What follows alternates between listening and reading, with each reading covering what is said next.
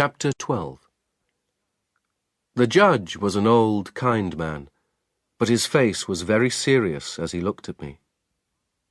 He asked a number of men to tell me what they had seen and found the night before.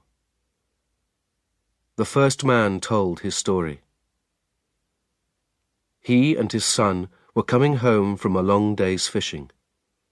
It was a dark night, and on the beach they had fallen over the dead body of a man. They had carried the body to the nearest house, and found that it was a good-looking young man about 25 years old.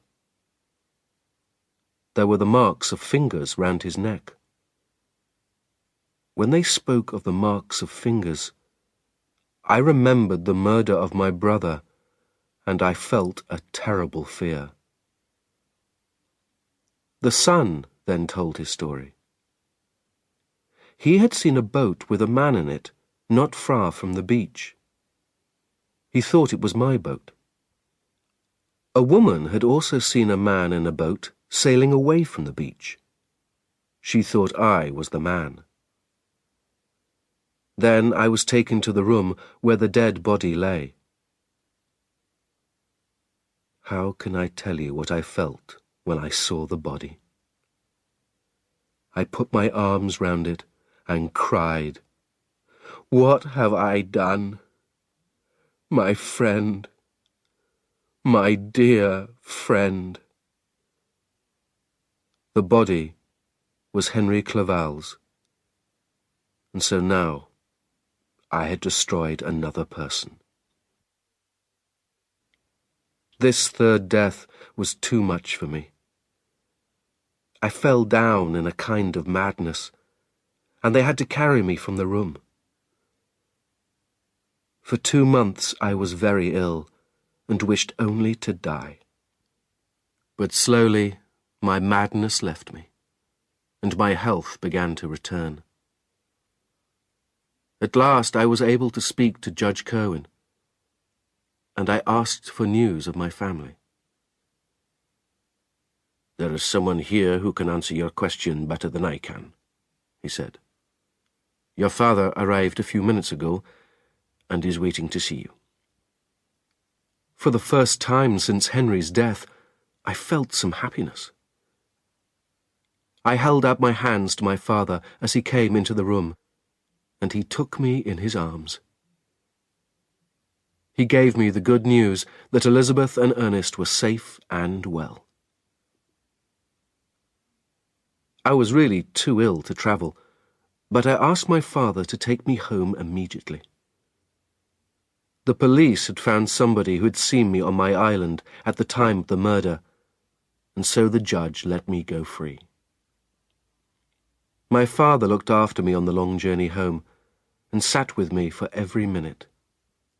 Night after night while I was asleep, I shouted that I was the murderer of William, Justine, and Henry. My father asked me why I said these awful things. I wanted to answer his question, but I could not tell him my terrible secret. He thought that I was still a little mad. We stayed for a few days in Paris on the way home, and Elizabeth wrote to me at our hotel. This is what her letter said. "My dearest Victor, I am so happy to know that you will soon be home. But I am afraid that Henry's death is not the only reason for your sadness. Do you still want to marry me, or do you love another woman? You must tell me. I love you, Victor, and I dream of the day when I shall be your wife. But I do not want you to marry me just because your parents wanted it. I can only be happy if you are happy. Do not answer this letter. Wait until you arrive before you give me your answer. But if you are well, and if I can make you smile, I need nothing more to make me happy." With all my love, Elizabeth. I replied immediately. I told her that I loved her very much and wanted to marry her. I remembered the monster's promise to be with me on the night of my wedding. Let him come. We would fight to the death on that night. And after that fight, I would either be dead and at peace, or alive and free. Free to be happy with Elizabeth. We arrived in Geneva soon after my letter had reached Elizabeth. It was wonderful to see her again. She ran into my arms, and I held her close. She cried when she saw how thin and old I looked. She, too, was thinner, because she had worried about me so much. But her gentleness and her love made her as beautiful as ever. We agreed that the wedding would be in 10 days' time.